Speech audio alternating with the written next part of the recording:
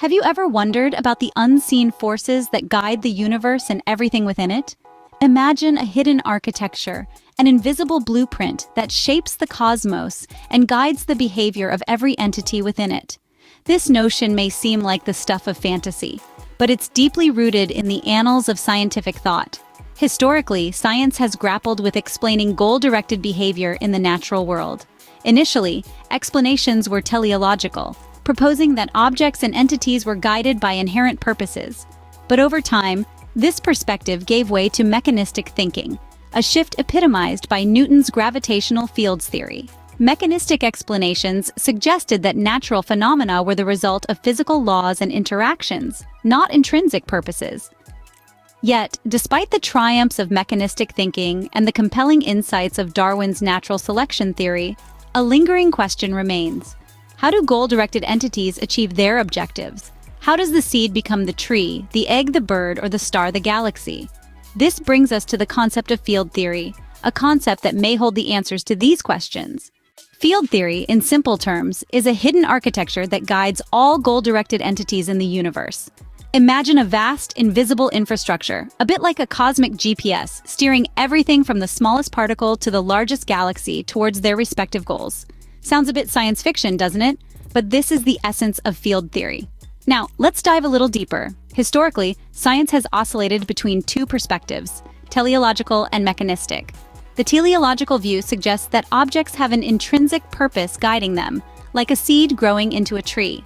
On the other hand, the mechanistic perspective explains phenomena in terms of cause and effect, like an apple falling from a tree due to gravity. For centuries, these two perspectives have been at odds, each explaining some parts of the natural world, but not others.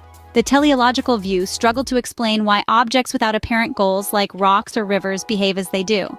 Conversely, the mechanistic perspective couldn't explain how goal-directed entities, like animals or humans, achieve their objectives. This is where field theory comes in.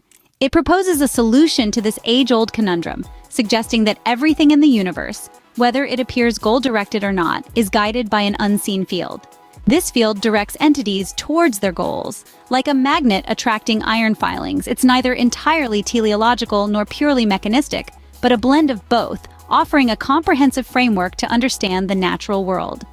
Just as Newton's gravitational fields theory explained the force of gravity, field theory attempts to explain the goal-oriented behavior of entities.